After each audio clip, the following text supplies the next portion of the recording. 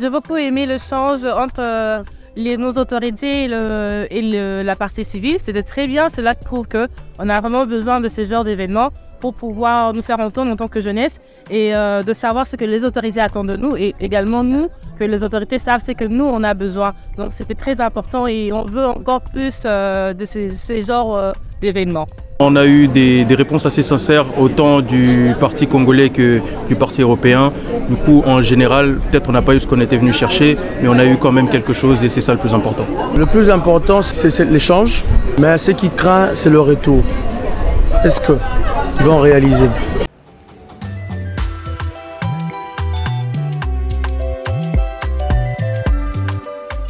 C'était important, cette conférence organisée par Change SBL avec les députés européens, la diaspora congolaise, la diaspora rwandaise, ainsi que les autorités politico-administratives de la RDC, entre autres le sénateur que je suis et le ministre, pour pouvoir échanger à bâton rompu sur la réalité de la RDC.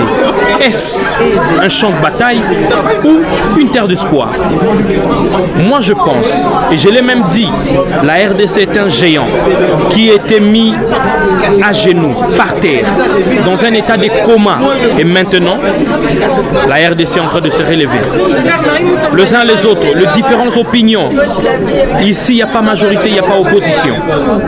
Le plus grand intérêt qui nous importe tous, c'est de voir la RDC se relever.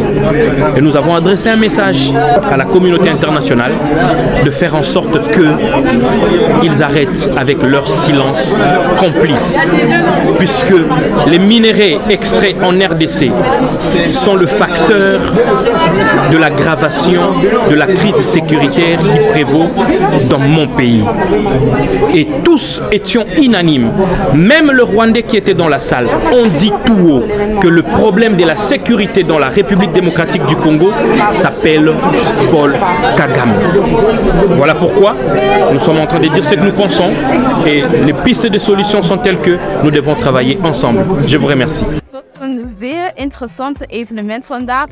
Wij de jongeren van de Congolese diaspora hebben de kans gekregen om een debat te hebben met de minister van de jeugd uit Congo. Ik ben heel blij dat Change Brussel deze evenement heeft georganiseerd. Ik heb na deze evenement gezien dat er toch wel wat verschillen zijn op vlak van de Congolese diaspora hier en de Congolese daar in Congo. Ik hoop alles wat we hebben gediscussieerd tijdens deze panel, dat de minister van de jeugd dit ook opgeacht gaat nemen en dat hij ook met onze zorgen en noden ook iets gaat doen voor in de toekomst. Zodat ik al zei, we moeten een synergie creëren tussen de Congolese diaspora van hier en de Congolese diaspora van daar.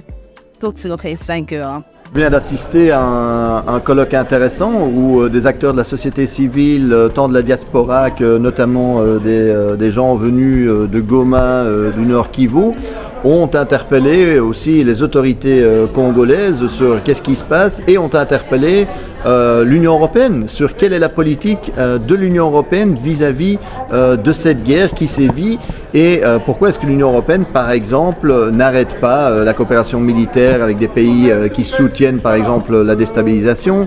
Pourquoi est-ce que l'Union européenne a une politique commerciale qui vise quand même d'abord à protéger ses propres multinationales, à garantir même quelque part le pillage des ressources premières, des matières premières critiques qui sont évidemment en abondance en République démocratique du Congo et on a insisté, je pense, beaucoup sur le besoin d'avoir un Congo souverain, en paix, où c'est effectivement la population, les gens qui peuvent décider de leur sort sans ingérence étrangère. Ça a été une très bonne expérience. Ça se faisait rarement de voir la diaspora échanger avec un représentant du gouvernement congolais.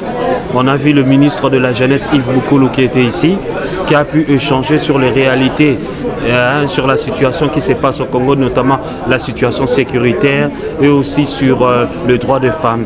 Donc ça a été vraiment un événement très enrichissant. Je remercie les organisateurs de cet événement, Change SBL de Dido Lakama. Donc voilà. J'ai l'impression en tout cas qu'aujourd'hui il y a eu un vrai débat démocratique. Les gens qui n'avaient pas les mêmes positions politiques, mais aujourd'hui ils ont réussi à débattre ensemble. Et ce que l'esprit de Change, c'est vraiment de mettre les gens face à une table et discuter ensemble, trouver ensemble des pistes de solutions pour trouver des solutions au développement de notre pays Congo qui nous est si cher. Donc ce qu'on propose aux gens, c'est d'impliquer la jeunesse, d'impliquer les femmes dans les décisions principales qui vont aider le pays à se développer.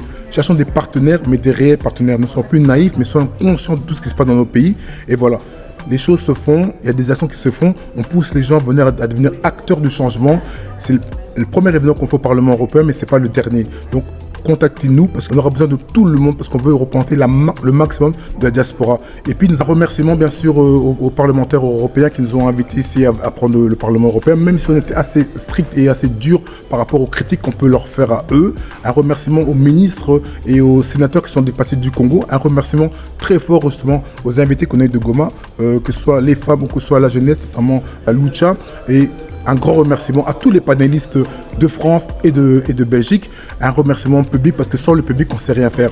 On a essayé de conscientiser les gens et j'espère que le message est passé. Continuons le combat, la lutte continue. Merci à tout le monde. Merci à Street Buzz aussi.